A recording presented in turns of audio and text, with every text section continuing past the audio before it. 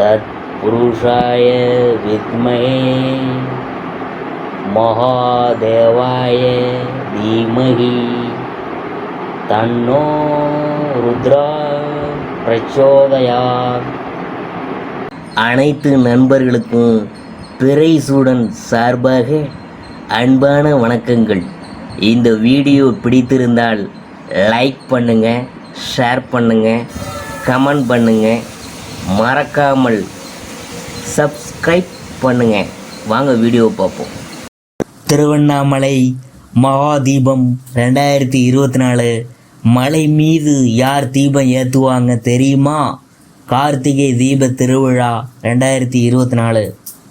திருவண்ணாமலையில் தீபமலையில் ஏற்றப்படும் மகா தீபத்தை தரிசிப்பதே பெரும் புண்ணியம் என்றால், இந்த தீபத்தை மலை உச்சியில் ஏற்றுவதற்கு எவ்வளவு புண்ணியம் செய்திருக்க வேண்டும்? திருவண்ணாமலையில் பர்வத ராஜகுலம் என்ற குலத்தவர்கள் கிட்டத்தட்ட 5 வம்சாவளியாக திருவண்ணாமலை மகா தீபத்தை ஏற்றி வராங்க. பார்வதி தேவி அவதரித்த பர்வத குலத்தவர்கள்தான் பல தலைமுறைகளாக மகா தீபம் ஏற்றி வராங்க.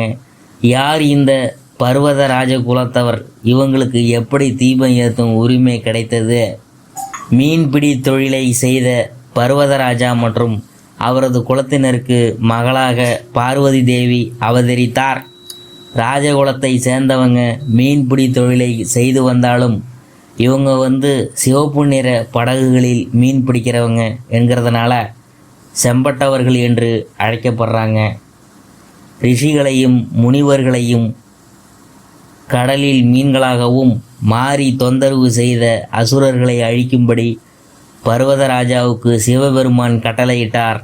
தன்னுடைய மகளான பார்வதி தேவியிடம் அதை நிறைவேற்றுவதற்கு உதவி கூறினார். பார்வதி தேவி உடனடியாக கடலுக்கு நடுவில் அகோரமான உருவெடுத்து வாய் பிளந்து நின்றார். பர்வதராஜன் அப்பொழுது வலையில் சிக்கிய அனைத்து மீன்களையும் அழித்தார். அசுரர்களுக்கு விரித்த வலையில் எதிர்பார்க்காம ஒரு மகரிஷி சிக்கிக்கொண்டார். தன்னுடைய தவத்தை கலைத்ததால் பர்வதராஜாவிற்கு ராஜ வாழ்க்கை இனி கிடைக்காது என்றும் மீன் பிடித்துதான் தங்களுடைய வாழ்நாளை கழிக்க வேண்டும் என்று சாபமிட்டார்.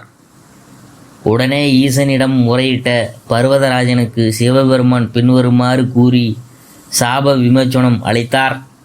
திருவண்ணாமலையில் நான் அக்னி சொரூபமாக காட்சியளிக்கும் பொழுது அந்த ஜோதியை ஏற்றும் பணியை நீயும் உன் குலத்தவரையும் நிறைவேற்ற வேண்டும்.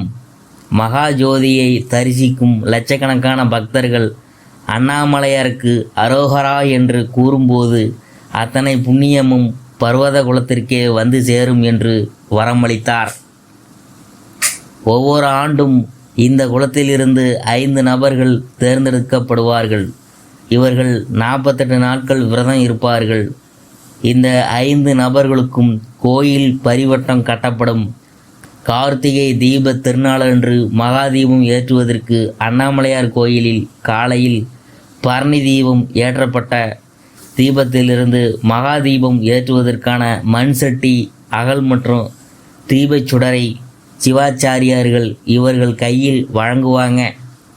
மேலதாளம் முழங்க மலை மீது இவர்கள் மகா ஜோதி ஏற்றுவதற்கு வழி அனுப்பி வைக்கப்படும். மண் சட்டியில் விளக்கு ஏந்தி 2668 அடிகள் உயர மலை உச்சிக்கு கொண்டு சென்று தீப கொப்பரையில் இடுவாங்க. தீப திருநாளன்று திருவண்ணாமலை அர்த்தநாரீஸ்வரர் எழுந்தருளிய பின்பு கோயிலில் விளக்கேற்றிய பின்னர் தீபமலையில் மகாஜோதி ஏற்றப்படும்.